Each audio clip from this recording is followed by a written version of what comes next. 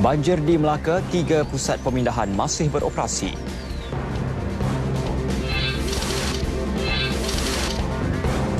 Isu 1MDB saman sivil DOJ bersifat politik.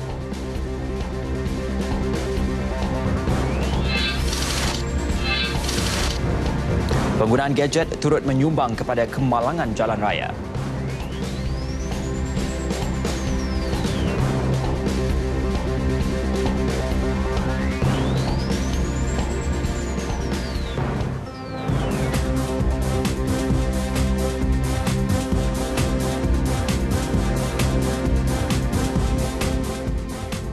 Assalamualaikum dan salam Aidilfitri. N5 Selasa 27 Jun bersama saya Ismail Adnan dan seperti biasa lintas langsung dari negeri-negeri. Kami mulakan dengan Sarawak bersama Gracia Vicky Chua. Kemudian kita ke Sabah bersama penyampainya Eddie Adrian Soidi. Selepas itu ke Perak bersama Nur Ain Abu Bakar dan akhir sekali ke Johor bersama Nur Akila Arbain. Teruskan kesetiaan anda bersama N5.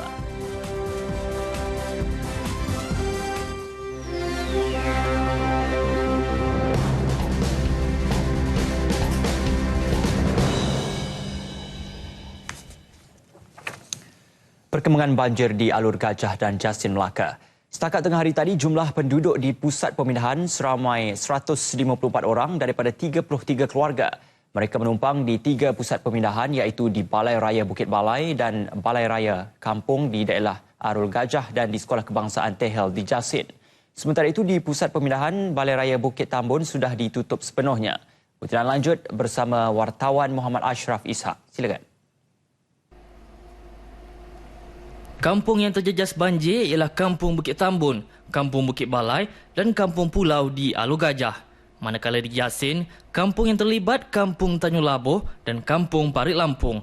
Sementara itu, tinjauan di daerah Tehel Jasin mendapati paras air di kedua kampung tidak banyak berubah. Ini kerana hujan lebat pada malam tadi. Jumlah penduduk yang dipindahkan ke pusat pemindahan banjir di SK Tehel juga semakin meningkat. Raya pertama boleh lah beraya. Raya kedua dah tak beraya. Ketiga lagi tak boleh beraya. Selalu. Selalu. Sebelum raya belum lagi. Pesta raya. Dah ramai-ramai ni. Derita tengok. Anak-anak ada balik. Ada balik tu yang ramai kat rumah tu macam mana cara nak memindah tu. Habis pindah tak? Tak tahu, belum pindah lagi. Yang separuh tu dah balik, dah sewa hotel dari rumah. Dah tak muat banjir nanti. Itu tak boleh nak cakap lah. Pasal raya pertama, okey tak ada apa. Raya kedua ni hujan kan. Tak boleh nak cakap apa lah. Dalam 8 ke 9 macam tu lah, lebih kurang lah. Saya pun tak pasti. Pagi lah? Pagi lah. Time tu tengah buat apa? Tidur apa? Tak ada, tak tidur lagi. Memang dah nampak lah kan, belakang tu dah air dah mula datang tapi tak pasti lagi. Banjir start naik pada pukul 5 pagi semalam, hari raya kedua. Pukul 5 dah start dah naik ke jalan apa semua sampai rumah penduduk. Dalam pukul 6 dah start pindah barang. Lepas tu dia orang pukul 9 ke 10 pagi yang mana kena pindah penempatan pemindahan. Memang tak dijangka tapi hujan memang lebat daripada pukul 12 malam jejak ke pagi lah pukul 4 memang sentiasa lebat.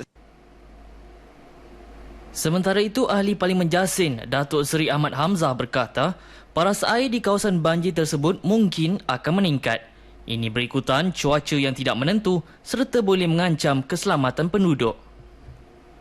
Kita menasihatkan mereka kerana keadaan semalam cukup membimbangkan sekali.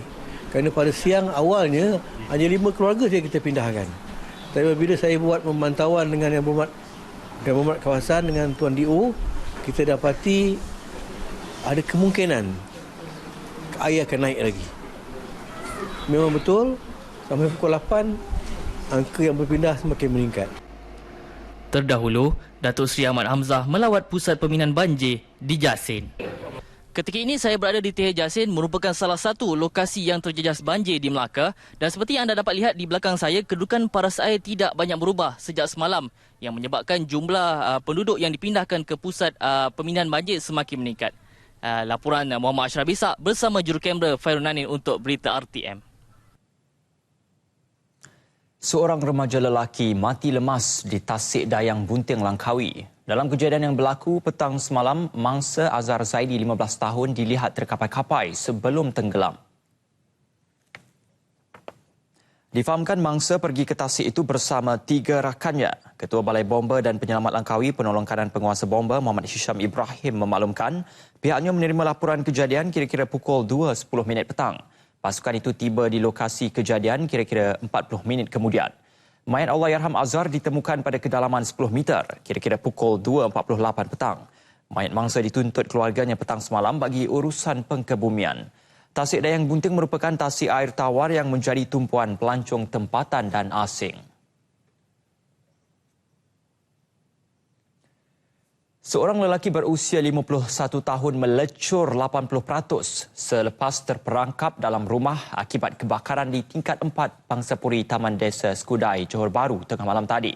Mangsa Tan Chai Wah Abdullah yang berada di bilik membasuh berjaya dikeluarkan bomba Skudai sebelum dibawa ke Hospital Sultanah Aminah untuk rawatan segera.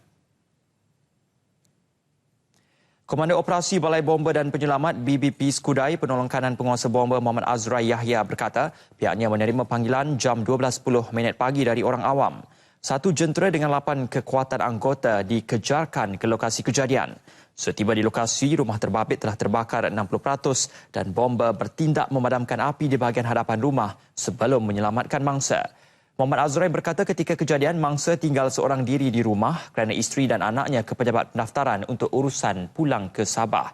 Bomba dapat mengawal kebakaran pada pukul 12.28 tengah malam dengan dibantu 12 anggota dan 2 jentera dari 2 balai bantuan iaitu BBP Bandar Putra Kulai dan BBP Pekanan Nas. Punca kejadian dan kerugian masih dalam siasatan. Susulan saman sivil Jabatan Kehakiman DOJ Amerika Syarikat berkaitan One Malaysia Development Berhad 1MDB. Bagi Peguam Negara Tan Sri Muhammad Afandi Ali, tindakan itu bersifat politik kerana sehingga hari ini tiada sebarang permohonan rasmi diterima daripada DOJ untuk mendapatkan maklumat lanjut terhadap tuntutan mereka. Jelas beliau menjadi tanggungjawab Jabatan Peguam Negara untuk menyerahkan maklumat berkaitan 1MDB jika diminta oleh DOJ. Kita panggil Tan Sri untuk bertanya ke Abang.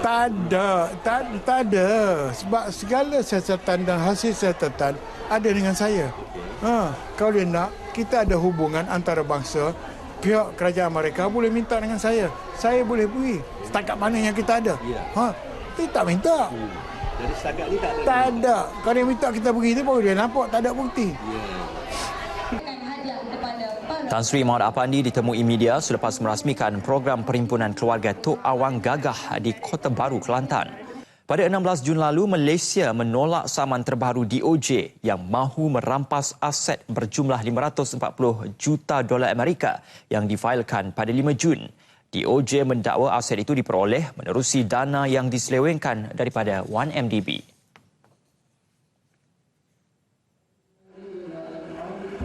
Sementara itu, Perhimpunan Anggota Keluarga Keturunan Tok Awang Gagah dihadiri kira-kira 800 orang ahli keluarga.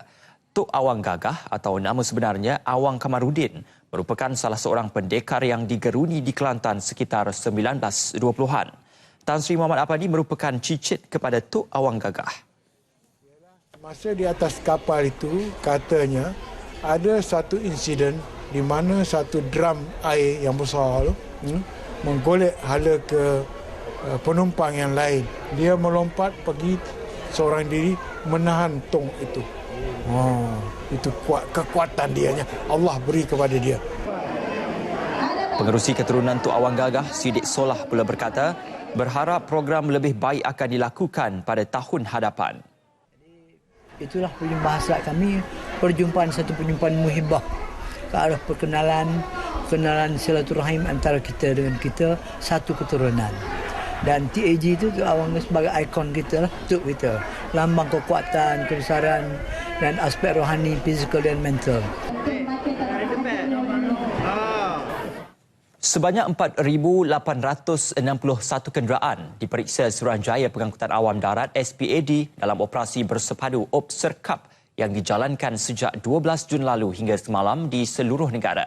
Daripada jumlah itu, 293 kenderaan dikesan melakukan pelbagai kesalahan.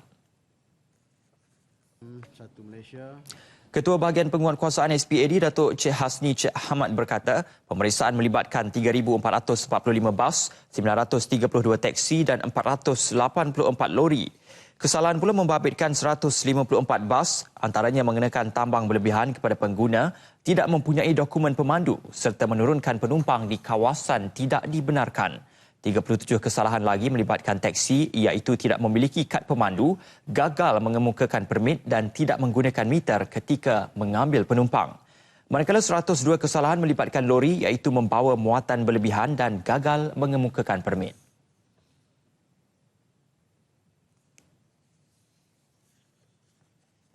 Saya telah mengarahkan anggota-anggota saya untuk menyamar dalam bas-bas ini. Dan kita tak boleh nak menyamar pada semua bas. Tapi kita dah kenal pasti bas-bas tertentu yang mempunyai risiko, yang kita rasa ada risiko. Jadi kita dah kenal pasti dan budak-budak ni semua dah naik bas ni. Dan ada yang balik dan pergi lagi. Dan kita sentiasa memantau lah. Datuk Cik Hasni ditemui media selepas mengadakan lawatan kerja di Terminal Bas Larkin dan Terminal Tun Aminah, Johor Bahru, Johor. Obserkap akan dijalankan sehingga 2 Julai ini membabitkan 380 anggota penguatkuasa SPAD, polis dan agensi anti dadah kebangsaan. Selamat 11 mungkin mencatat penambahan kes kemalangan jika pemandu tidak mengawal penggunaan alat peranti atau gadget seperti telefon pintar ketika memandu. Pengerusi Institut Penyelidikan Kebangsaan Jalan Raya Malaysia, MIROS, Tan Sri Lilam Tai berpendapat penggunaan aplikasi telefon pintar untuk navigasi perjalanan seperti Waze turut menjadi penyumbang kerana menjejaskan tumpuan pemandu. Yang memanglah sedang digunakan oleh ramai ini pemandu, terutamanya lah mereka yang nak mendapat tahulah ini arah jalan dan itu sebagainya. Saya berpendapat bahawa penggunaan Waze itu bolehlah teruskan, akan tapi itu lebih baiklah mereka cuma mendengar itu suara, itu arah, itu jalan dan janganlah itu senantiasa memberikan itu tumpuan itu terhadap itu gadget. Apabila mereka nak rujuk kepada gadget, melihat itu gadget pada waktu yang sama yang itu memandu, ini boleh membawa itu risiko kepada mereka lah. Beliau menasihatkan agar pengguna jalan raya sama-sama berazam menurunkan kadar kemalangan dan tidak menjadi sebahagian daripada statistik kemalangan selamat tahun ini. Ketua Polis Negara Tan Sri Khalid Abu Bakar mendedahkan jumlah kemalangan dalam tempoh 7 hari selamat 11 sempena Aidilfitri tahun ini meningkat 10%. Analisis PDRM pula menunjukkan 95% daripada kemalangan berpunca daripada kecuaian pengguna jalan raya. Daging dan ayam biasanya menjadi pilihan utama umat Islam sepanjang sambutan Aidilfitri. Namun, tahun ini agak berbeza. Makanan laut turut mendapat permintaan tinggi di pasar-pasar. Wartawan Jaisri Muniandi ada butirannya. Tinjauan di Pasar Chowkit Kuala Lumpur mendapati orang ramai memilih untuk membeli makanan laut segar yang dijual pada harga berpatutan. Pengguna yang ditemui mengakui pengambilan daging secara tidak terkawal akan menyebabkan berat badan naik dan boleh menjejaskan kesihatan. Tambahan pula, harga makanan laut terutama ikan naik mendadak pada Ramadan lalu. Beli ikan dengan sikit-sikit barang lah, ikan dengan sayur lah. Pasal 2 hari dah makan daging semua ayam, jadi rasa tekak tu lain sikit lah. Kalau ikan ini kan sesekali kan kita boleh. Kalau ayam kan dah favorite tiap hari kan makan. Permintaan daging dan ayam pula kurang memuaskan pada hari raya ketiga ini. Mungkin orang ramai sudah bosan makan daging dan ayam yang menjadi menu utama pada 1 Syawal. Raya ketiga ini kurang lah. Orang semua balik kampung. Lepas tu, ya boleh tahan lah, sikit-sikit jual. Kebiasaan daging dan ayam menjadi menu utama dalam musim perayaan seperti Hari Raya Aidilfitri. Namun, ada yang juga membeli makanan laut seperti ikan dan udang atas beberapa faktor termasuk amalan makanan yang sihat. Jishu Munandi melaporkan untuk Berita RTM. Nasi kandar bukanlah menu asing bagi masyarakat Malaysia. Sebut saja nasi kandar, sudah pasti ramai yang akan mengenangkan hidangan dengan lauk pauknya yang lazat serta menyelerakan. Dan sememangnya, ia menjadi pilihan utama warga kota ketika umat Islam menyambut Aidilfitri di kampung halaman masing-masing. Laporan Ahmad Ashraf Abdul Rahman. Cabaran yang sering kali dihadapi mereka tidak pulang ke kampung adalah lokasi untuk makan. Ekoran rata-rata kedai dan restoran ditutup bersempena cuti perayaan. Tinjauan di sekitar Bangsa Kuala Lumpur mendapati kebanyakan kedai dan restoran masih ditutup. Cuma ada beberapa tempat makan dan restoran mamak mula dibuka bagi memudahkan orang ramai mendapatkan makanan.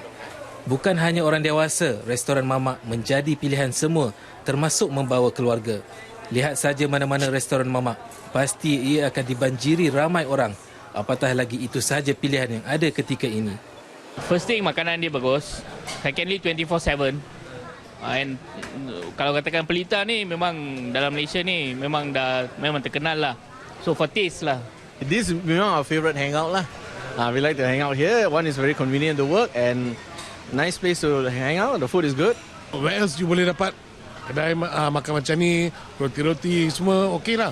Everything dapat. So Mama is the only place you can go. So that's why we're here. Kedai-kedai Melayu kita pun tutup beraya kan. So pilihan mamak mana-mana tempat pun mamak lah. 24 jam. Lepas tu makanan dia? Makanannya okey lah, not bad lah. Beroperasi 24 jam memberi kebebasan kepada pelanggan untuk duduk santai di situ sambil bersembang. Selain kemudahan Wi-Fi, menjadi tarikan ramai untuk ke situ. Sudah menjadi kelaziman ketika musim perayaan, restoran dan kedai makan menutup operasinya.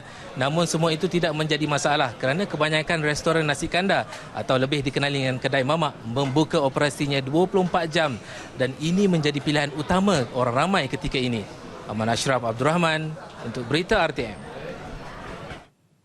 Baiklah, lintas langsung ke negeri-negeri, kami mulakan dengan Sarawak bersama Gracia Vicky Chua di RTM Kuching. Silakan Gracia. Terima kasih Ismail di Angka Sepuri. Salam sejahtera dan salam satu Malaysia. Keputusan mengenai fasa kedua projek Lebuh Raya Pen Borneo melibatkan jajaran Limbang dan Lawas dijangka diketahui pada Oktober depan. Menteri Kerja Raya Datuk Seri Fadila Yusof berkata pihaknya menyasarkan dapat memuktamadkan jajaran tersebut yang telah dibentangkan kepada jawatan kuasa teknikal tertinggi kerajaan pada penghujung Oktober. Jelasnya terdapat beberapa pilihan yang telah dikemukakan termasuk jajaran yang melalui negara Brunei serta alternatif lain. Fasa 2 insya-Allah saya sasarkan penghujung tahun ini kita dapat muktamadkan. Fasa kedua dari segi jajaran sudah pun dibentangkan kepada jawatan kuasa teknikal tertinggi kerajaan. Ada beberapa option dan kita harapkan akan ada keputusan dalam bulan 10 dan akhirnya kita akan dapat lantik serahkan pada PDP untuk melantik kontraktor untuk laksanakan jajaran fasa 2 daripada Limbang ke Lawas. Menyentuh mengenai perkembangan pembinaan Lebuh Raya Pen Borneo, beliau berkata projek itu berjalan mengikut jadual walaupun terdapat sedikit permasalahan melibatkan isu tanah. Namun katanya secara keseluruhan projek yang dijadual siap pada 2020 itu berada pada tahap yang memuaskan. Datuk Seri Fadilah ditemui pada majlis rumah terbuka Aidilfitrinya di Kuching. Mengulas mengenai sambutan Aidilfitri, beliau mahu perpaduan kukuh dalam kalangan rakyat berbilang kaum di Sarawak yang unik dan menjadi kekuatan negeri ini terus dikekalkan. Tegasnya perpaduan dapat menggerakkan Sarawak untuk terus maju dan seterusnya memacu pembangunan, kesejahteraan dan kemakmuran negara. Kes seorang kanak-kanak yang maut akibat terkena letupan mercun pada Ahad lepas akan dibincangkan pada mesyuarat Majlis Kanak-kanak selepas sambutan Aidilfitri ini. Menteri Pembangunan Wanita Keluarga dan Masyarakat Datuk Seri Rohani Abdul Karim berkata ia kerana kes tersebut dikategorikan sebagai serius sehingga menyebabkan kematian. Tapi kami akan usulkan jugalah, maybe saya juga akan bawa ni di bawah. Tadi saya kata Majlis Kanak-kanak dan input Majlis Kanak-kanak saya akan sarankan kepada Majlis Sosial Negara Majlis Sosial Negara ni semua kementerian-kementerian adalah berkaitan dan Majlis Sosial Negara ini dipengerusikan oleh Deputy Prime Minister, Timbalan Perdana Menteri. Sambil melahirkan rasa kesal dengan kejadian tersebut dan mahu ia dijadikan pengajaran, beliau berkata ia juga berkaitan dengan kecuaian ibu bapa yang membiarkan anak mereka bermain mercun bersendirian tanpa sebarang pengawasan. Dalam kejadian kira-kira pukul 12.15 tengah malam itu, Haikal Hakim Zulpaka, 12 tahun, maut akibat kecederaan di kepala selepas berlaku letupan kuat ketika dia bermain mercun bersendirian di rumahnya di Kampung Bintawak Hile, Kuching. Kes tersebut disiasat di bawah Seksyen 31-1 Akta Kanak-Kanak 2016 iaitu kecuaian ibu bapa. Datuk Seri Rohani ditemui pemberita semasa kunjungan Hari Raya yang di-Pertuan Negeri Tun Pehin Sri Abdul Taib Mahmud dan isteri Toh Puan Datuk Patinggi Ragat Kurdi Taib di kediaman beliau di Taman Sejoli Kuching. Bekas Tuan Yang di-Pertuan Negeri Tun Abang Muhammad Salahuddin serta isteri Toh Puan Nurki Abdullah mengadakan kunjungan Aidilfitri di kediaman Ketua Menteri Dato' Amar Abang Johari Tun Openg di Kuching. Dato' Amar Abang Johari dan isteri Datin Amar Datuk Jumaani Tun Tuan Kebujang serta keluarga menyambut kedatangan bekas TYT Tun Abang Muhammad Salahuddin dan isteri sekitar pada pukul 12.30 hari.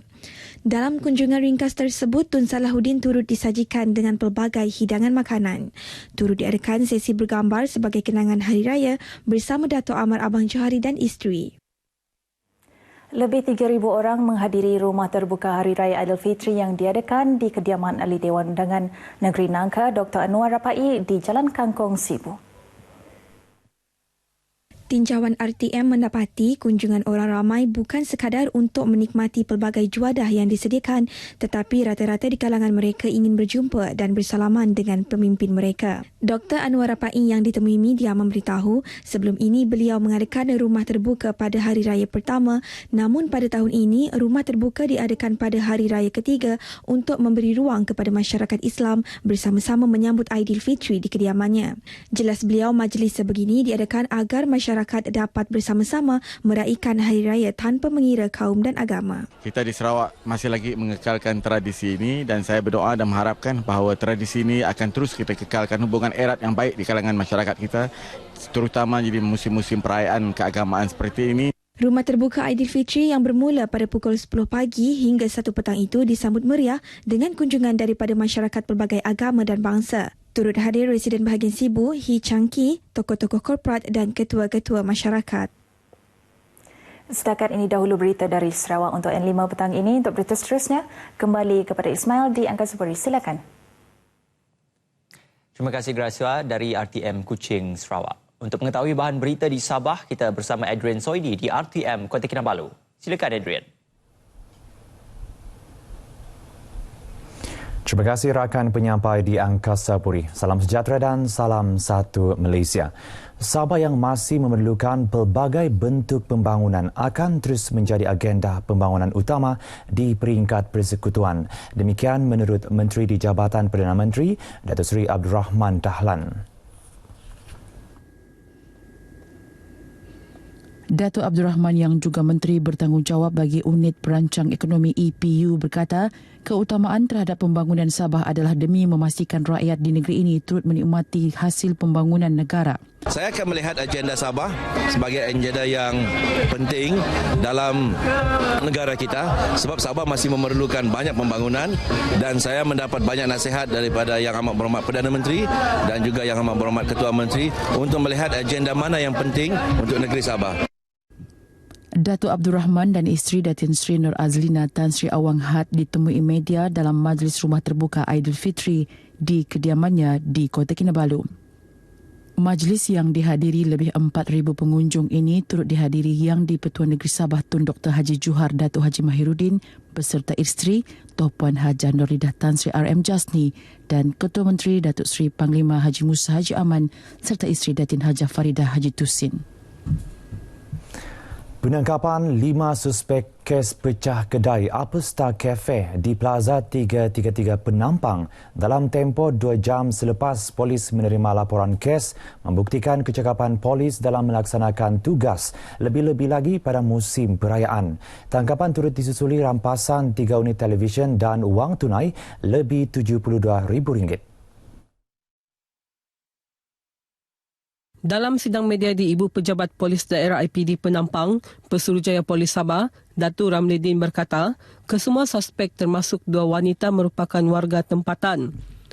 4 daripadanya merupakan pekerja kedai terbabit, manakala seorang lagi bekas pekerja yang baru berhenti kerja 25 Jun lalu. Siasatan lanjut yang kita buat didapati bahawa bukan hanya TV saja yang dicuri, tetapi termasuklah wang tunai berjumlah RM72,000 lebih. RM72,096.70 to be exact.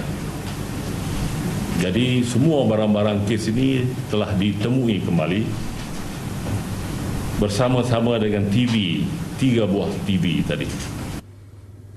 Menurut Datuk Ramli, wang tunai tersebut dirampas di rumah bekas pekerja kedai terbabit.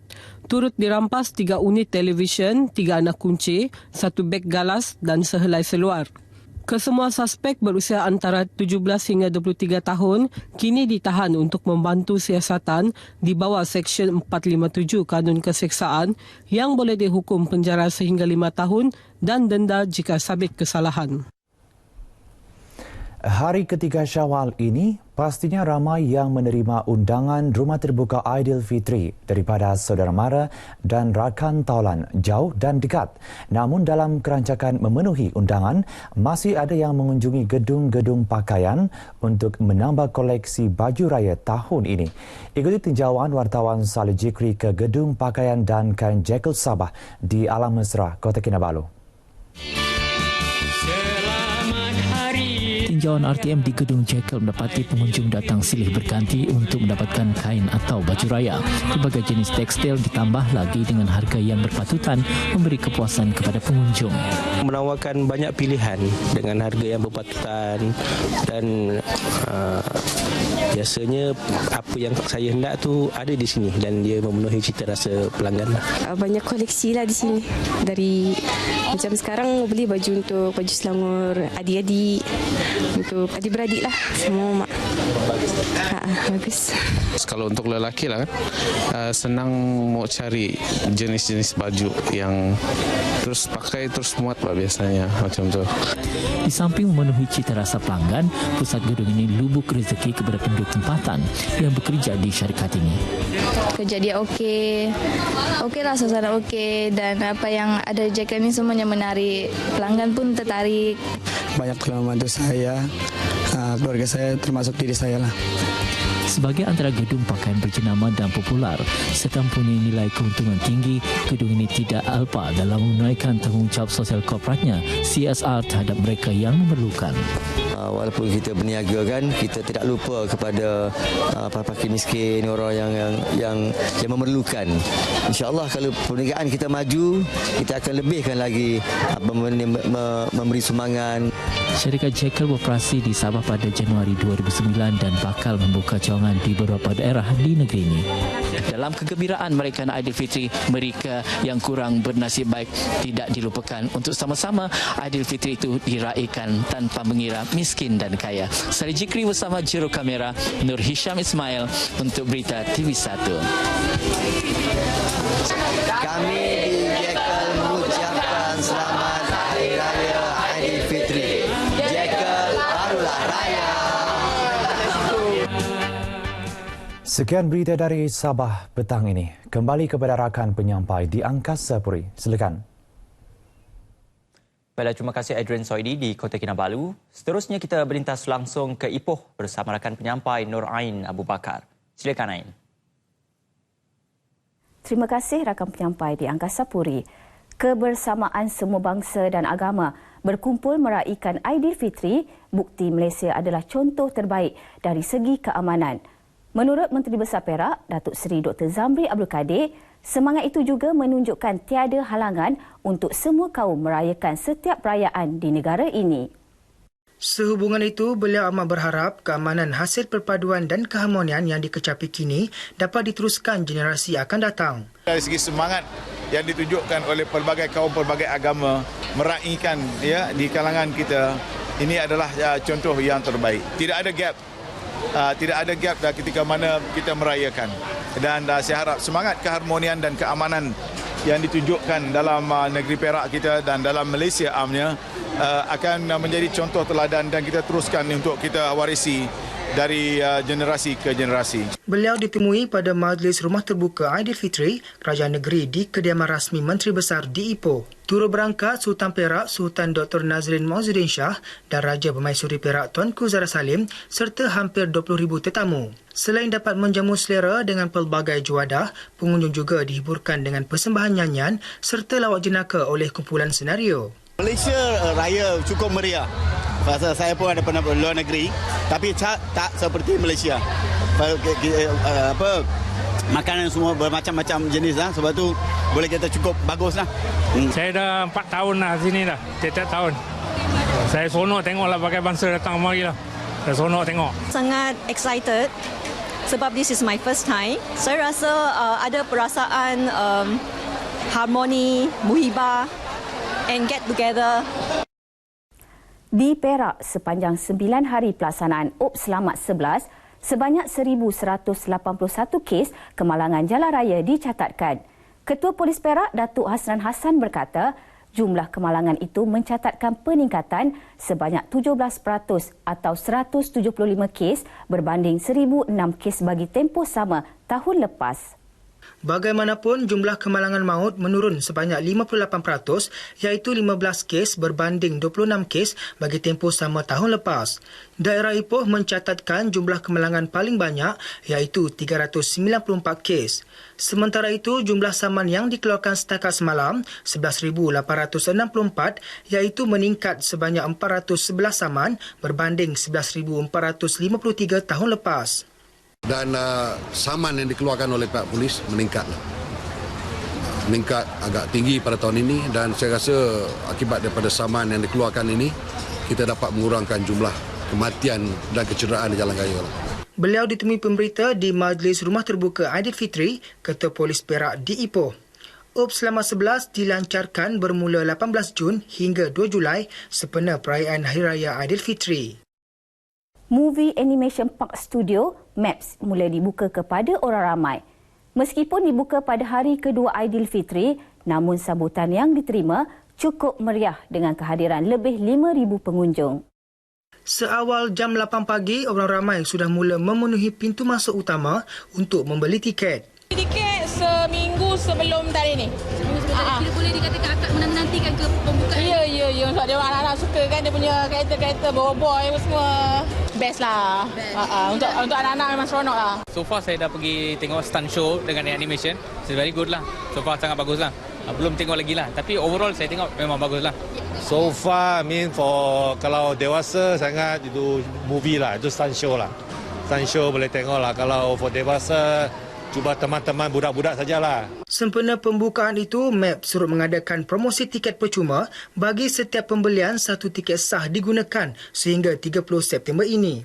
Harga tiket sehingga 2 Julai ini RM131 bagi dewasa, manakala RM104 dikenakan untuk kanak-kanak, pemegang kad MyKid dan warga emas. Berbanding hari biasa, tiket berharga RM148 untuk dewasa, manakala RM117 kanak-kanak serta warga emas. MAPS mempunyai lebih 40 tarikan unik dengan 6 tema animasi terkemuka dunia termasuk Bobo Boy, The Smurf dan beberapa watak animasi DreamWorks. Okey, semua dah dibuka kecuali beberapa bawah technical rehearsal, terutamanya Dream Zone, dan kita ada Bobo Boy Hero Academy pun dalam technical rehearsal, dan restoran kita satu lagi belum buka iaitu Starship Restaurant.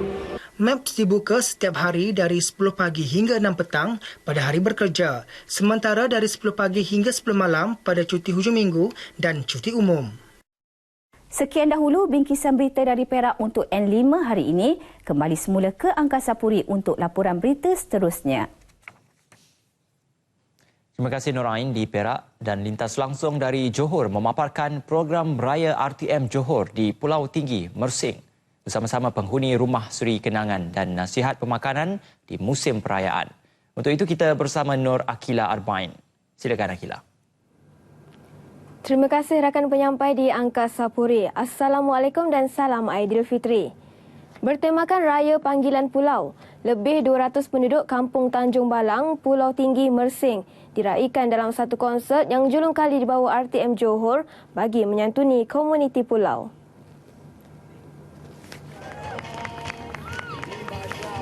Konsert ini menampilkan persembahan 3 penyanyi tempatan selain jemputan khas wakil penduduk kampung dan kru RTM Johor. Berbagai juadah disediakan seperti lemang, ketupat, rendang dan paling istimewa juadah warisan penduduk pulau tersebut iaitu ketupat pulut.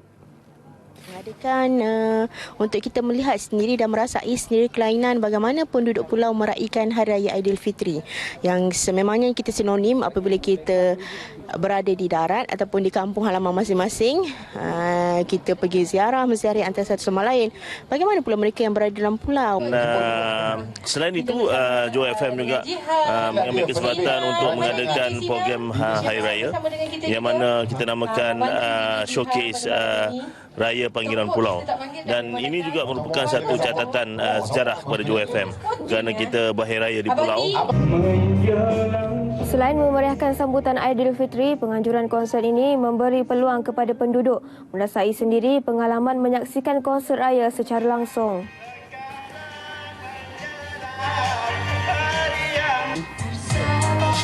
Dengan hati yang terbuka, dengan perasaan yang terbuka, sejarah saya selaku ketua kampung dah masuk 28 tahun. Kali pertama RTM bersama-sama dengan penduduk amnya Pulau Tinggi. Berkongsi kegembiraan Syawal bersama insan yang memerlukan. Itu pula objektif penganjuran konsert Hari Raya Aidilfitri di Rumah Seri Kenangan Johor Bahru. Menurut penerbit penyelaras program Azuralisa Aziz, konsert seperti ini dapat mengeratkan silaturahim antara penyampai Johor FM dan peminat setia mereka di Rumah Seri Kenangan. Persembahan Encik Mimpi, Hermantino, Salma dan artis tempatan lain telah menghiburkan lebih 300 penghuni rumah kebajikan ini.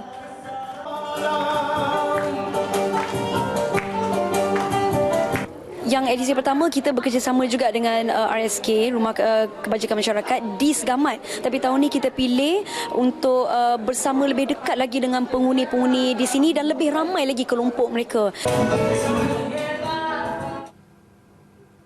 Kurangkan makanan bergula dan kawal kuantiti penggamilan makanan.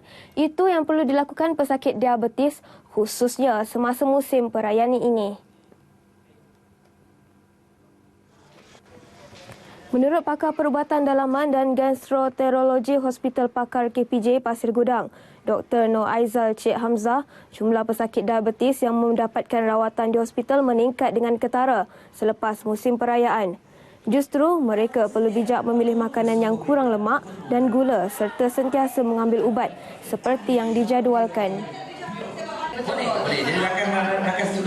Macam makanan yang baik untuk dimakan, macam kalau rumah terbuka selalu ada sate.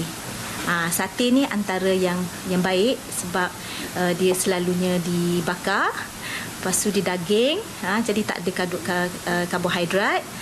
Jadi dan pesakit perlu bijak memilih. Contohnya macam kalau elakkan makanan yang saya kata karbohidrat tadi, contohnya macam nasi-nasi, lemang. Selain memantau tahap gula dalam badan, pesakit diabetes juga perlu melakukan senaman. Sekian paparan dari Johor. Warga kerja RTM Johor mengucapkan selamat Hari Raya Aidilfitri kepada semua muslimin dan muslimat. Kembali ke Angkasa Puri untuk berita seterusnya. Baiklah, salam Aidilfitri juga untuk warga RTM Johor. Terima kasih Nur Akila Arbain. Seterusnya untuk laporan cuaca, kita ke Jabatan Meteorologi bersama pegawainya, Mikael Cardona. Silakan. Terima kasih rakan penyampai di Angkasa Puri. Assalamualaikum, salam sejahtera dan salam satu Malaysia. Info cuaca petang ini seperti biasa kita mulakan dengan melihat corak tiupan angin untuk rantau negara. Baik, melalui carta paparan angin ini masih dapat kita perhatikan rantau negara menerima pengaruh angin dari arah baratan iaitu dari arah barat laut dengan kelajuan yang sederhana iaitu sekitar 20 hingga 30 km sejam. Dengan kelajuan sebegini ianya tidak memberikan kesan yang signifikan terhadap perairan di rantau negara kita. Seterusnya, melalui carta paparan angin ini juga dapat kita perhatikan terdapatnya kawasan perubahan tiupan angin di negeri Sarawak dan juga kawasan penumpuan angin di negeri Sabah. Di kedua-dua kawasan ini sebenarnya memberikan gambaran keadaan cuaca lembap untuk petang ini. Seterusnya, bagi melihat keadaan cuaca pula, kita beralih ke paparan imej gema radar. Baik, melalui cerapan imej gema radar pada petang ini, diperhatikan hujan dan ribu petir sudah pun mula terbentuk di negeri Perak dan juga Selangor. Dan kami menjangkakan menjelang senja nanti, kawasan di selatan semenanjung Malaysia boleh mengalami keadaan cuaca lembap iaitu hujan dan ribu petir di 1-2 tempat. Bagi keadaan cuaca di negeri Sabah dan juga Sarawak pula, kita mulakan dengan negeri Sabah. Diperhatikan hujan dan ribu petir sedang berlaku di hampir kesemua bahagian kecuali di Tawau dan juga wilayah Persekutuan Labuan. Manakala bagi negeri Sarawak pula, keadaan yang sama turut berlaku dan kami menjangkakan keadaan cuaca lembap di kedua-dua negeri ini akan berlarutan sehingga ke malam nanti. Dan sebelum mengundur diri, kita ikuti ramalan cuaca untuk bandar-bandar utama sepanjang malam nanti. Sekian saja dari saya, Mikael Kadona. Assalamualaikum.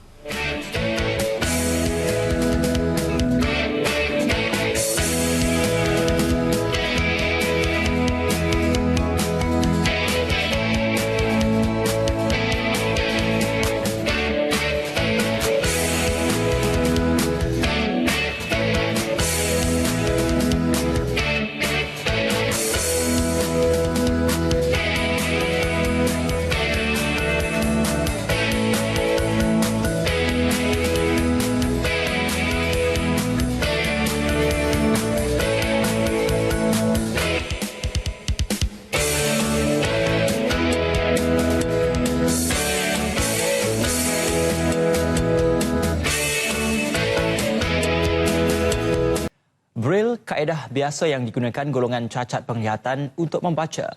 Namun tidak ramai mengetahui bagaimana proses menghasilkan grafik Braille yang terdapat dalam buku teks bagi memudahkan mereka memahami sesuatu fakta. Kita ikuti laporannya. Buku teks Braille dihasilkan sama seperti buku biasa yang memerlukan grafik dan gambar rajah tertentu. Menurut pengeluar dan pencetak Pusat Sumber Braille Kuala Lumpur, terdapat dua kaedah yang digunakan iaitu kaedah bergambar tekstil dan tekstil view khusus untuk gambar rajah matematik. Untuk kaedah tekstil, ia dilakukan dengan melukis gambar rajah terlebih dahulu sebelum dilekatkan pada kertas tebal.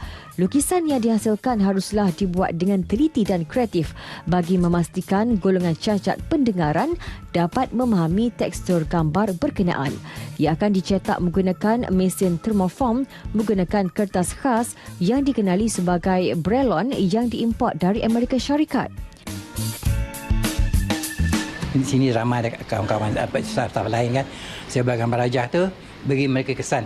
Macam mana? Apa ni? Dia kesan lah. Kadang-kadang mereka tak dapat kesan sebab mereka tak pernah tengok benda yang macam katakan landak misalnya. Mereka tak pernah tengok landak, pernah dengar landak aja. Jadi kena apa ni? Ni kepala, ni badan, ni kaki, semua ni ada duri-duri. Dia bila ada duri tu landak. Oh, ini landak. Dan tu mereka bertanya lah berapa besarnya, berapa kilo seekor landak. Kaedah kedua iaitu textile view pula khusus untuk grafik yang bersifat saintifik. Ia dihasilkan menggunakan komputer dan tidak memerlukan kreativiti yang banyak. Biasanya ia digunakan untuk gambar rajah yang terdapat di dalam buku teks matematik dan sains. Semua gambar rajah kita boleh menggunakan tactile view disebabkan perbezaan tekstur.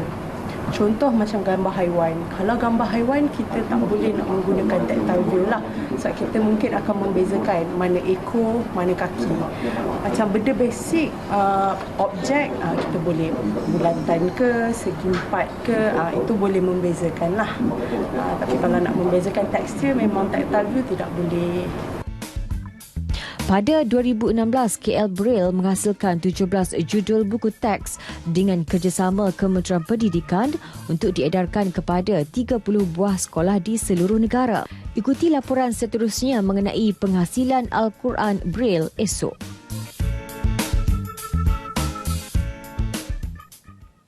Golongan banduan tidak pernah disisihkan mana-mana pihak setiap kali tibanya musim perayaan seperti Aidilfitri ini. Bagi banduan yang sedang menjalani kehidupan di penjara Kajang, Majlis Jalinan Kasih Anjuran Pihak Pengurusan Penjara memberi peluang kepada banduan bertemu keluarga masing-masing dalam suasana penuh bermakna. Laporannya bersama wartawan Mohan Jinasami. Majlis Jalinan Kasih ini turut diadakan serentak di semua penjara seluruh negara, Pusat Pemulihan Akhlak, Pusat Pemulihan Khas, Pusat Tahanan Khas dan Sekolah Henry Gani. Di penjara Kajang, seramai 40 banduan dipilih untuk bertemu dengan ahli keluarga terdekat. Perasaan sedih dan hiba tidak dapat dibendung kerana mereka menatap wajah keluarga masing-masing di bulan yang mulia ini. Saya amat sedih sebab ini kali pertama saya dapat berhari-raya bersama-sama keluarga. Ucapkan terima kasih kepada pihak penjara yang membuat program Jalinan Kasih ini untuk beri peluang kepada saya, untuk saya jumpa isteri saya, untuk saya jumpa anak-anak saya. Peluang ni bukannya saya dapat selalu. Mungkin ni peluang pertama dan terakhir saya. Saya mengucapkan banyak-banyak terima kasih. Peluang ni saya rasa sungguh istimewa. Rasa seronok lah kan. Sebab saya pun dah 5 tahun duduk di penjara ni kan. Baru pertama kali dapat. Syukur kan. Terima kasih kepada pihak penjara kan. Sebab suggest nama saya kan. Select nama saya sebagai salah seorang banduan yang terpilih mengikuti Jalinan Kasih ni. Banduan yang terpilih untuk menyertai program Jalinan Kasih ini berdasarkan kelakuan mereka dan yang akan dibebaskan dalam masa terdekat. Program Jalinan Kasih ini merupakan salah satu daripada rancangan bahagian pemilihan penjara lah, di mana melibatkan banduan-banduan yang terpilih untuk berjumpa dengan keluarga masing-masing sempena perayaan lah, perayaan utama macam kita ini sekarang ni untuk program Aidilfitri lah. Jadi untuk keluarga-keluarga ni kita melibatkan seramai 40 penghuni ni di sini yang terpilih mengikut syarat-syarat yang telah ditetapkan lah. Pihak penjara turut memberikan peluang kepada banduan untuk bersolat jemaah serta dihidangkan juadah istimewa Hari Raya. Program Jalinan Kasih yang telah dianjurkan oleh penjara Kajang memberi peluang kepada banduan untuk bertemu dengan ahli keluarga di musim Hari Raya Aidilfitri. Selain itu, program ini juga telah membuka ruang kepada banduan untuk memohon maaf di atas kesalahan lampau sekaligus memberikan mereka satu peluang untuk kembali berubah apabila keluar dari penjara kelak. Mohan Jinasami melaporkan untuk Berita TV RTM. Kami, warga kerja penjara Kajang mengucapkan Selamat Hari Raya Aidilfitri, maaf zahir dan batin. Sudah menjadi kelaziman selain ketupat dan rendang, sambutan Hari Raya tidak akan meriah tanpa biskut dan kuih muih. Jika disebut tentang kuih raya tradisi, tak nenas antara kegemaran ramai dan kuih wajib pada hari Lebaran. Menikmati kuih raya sejak zaman berzaman pasti mengembalikan kenangan ketika sibuk membantu ibu menyediakannya menjelang Hari Raya. Pelbagai bentuk kuih tat disediakan masa kini termasuk tat gulung, tat bunga dan tat buah yang berintikan jam nenas. Namun, evolusi tat berkembang bukan sahaja daripada segi bentuknya, malah inti jam yang pelbagai. Menurut pengusaha kek dan pastry, Chef Wan Nur Zamran, pilihan inti krim Nutella dan coklat serta strawberry menampilkan kelainan. Gabungan dough asam mentega dan Nutella memberi satu rasa coklat yang rasa kaya, rich. Kata yang betul-betul memberi kelainan selain daripada tart nenas. Macam strawberry tart, dough yang berwarna pink, kita targetkan boleh penetrate kanak-kanak kerana warna pink yang menarik dan mempunyai rasa white chocolate dan juga rasa flavor pink strawberry adalah paling digemari oleh kanak-kanak perempuan. Lebih menarik, tat menggunakan jenama Cookies Most Wanted CMW. Keluaran Mad About Cake ini mempunyai rasa berbeza bagi setiap adunan. Menitik beratkan kualiti rasa, adunan tepungnya juga berlainan mengikut jenis. Bukan sahaja kita evolusikan daripada segi inti, adunan do juga kami tukarkan mengikut kepelbagaian yang berbeza-beza. Misalnya coklat tart mempunyai adunan do asas yang berwarna coklat, berasa coklat mempunyai full rasa coklat yang betul-betul siapa minat coklat akan rasa best makan coklat tart. Walaupun kini terdapat pelbagai pilihan tart dengan inovasi inti berbeza, tart nenas tetap tidak terpinggir. Bahkan, inovasi bentuk berbeza turut mengekalkan jam nenas yang diberi perisa seperti blueberry dan pandan selain keju. Biskut tradisi atau moden, raya tetap meriah dengan pilihan juadah yang ada di antaranya kita temui hanya setahun sekali di hari Lebaran. Selamat Hari Raya Aidilfitri, Malia Muhammad untuk Berita RTM.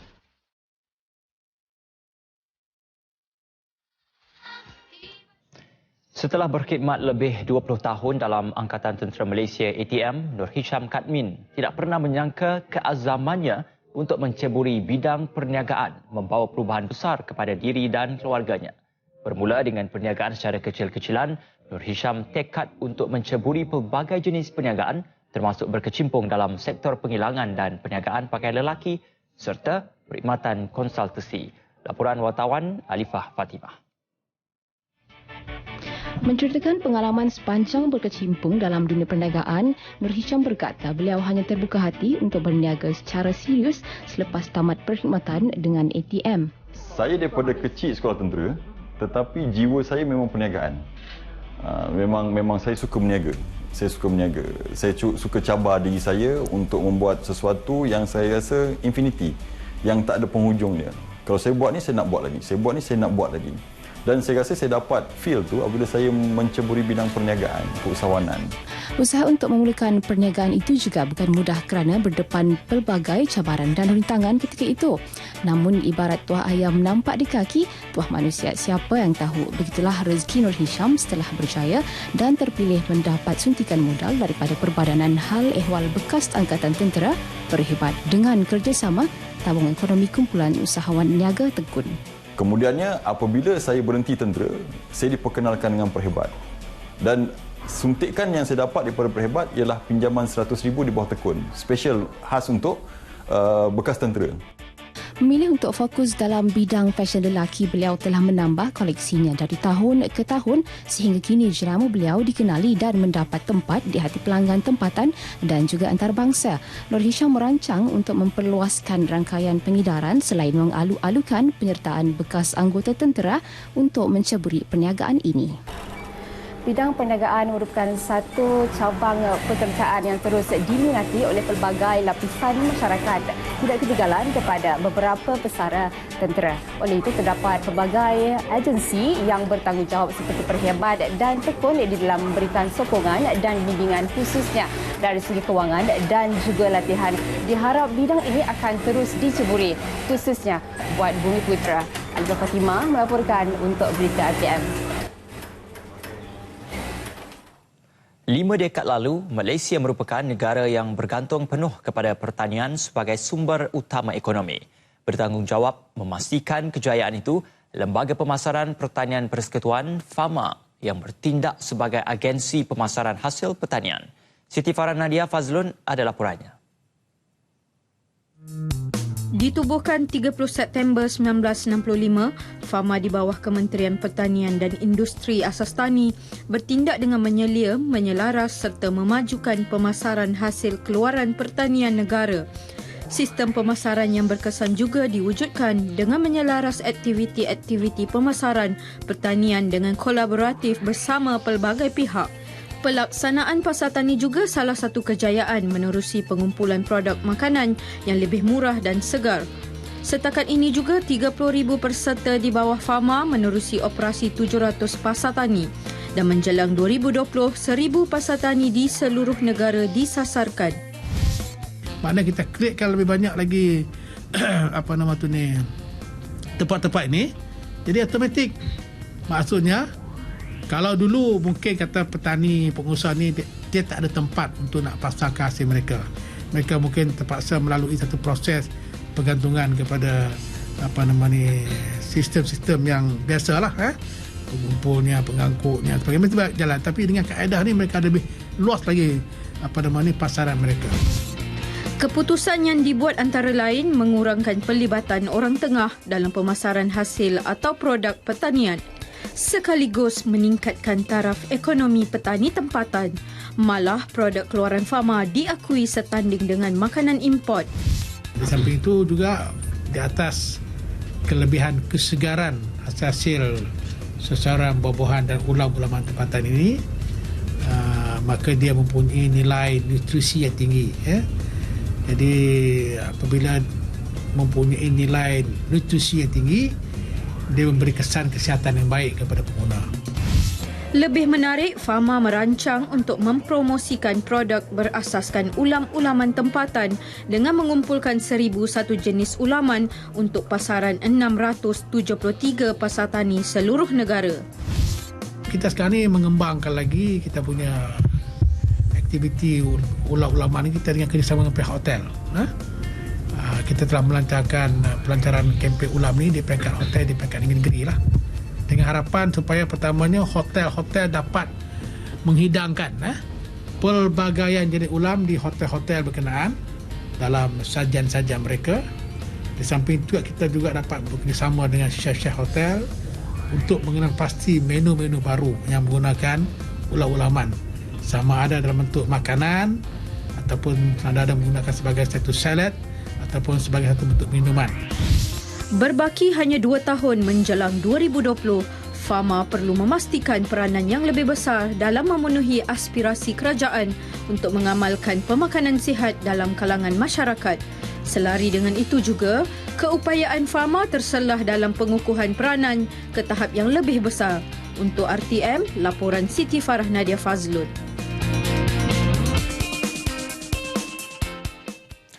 Baiklah, N5 berakhir di sini. Kami tinggalkan anda dengan visual suasana cukup meriah di Movie Animation Park Studio Maps yang dibuka kepada orang ramai mulai semalam. Saya Ismail Adnan, Assalamualaikum dan salam satu Malaysia.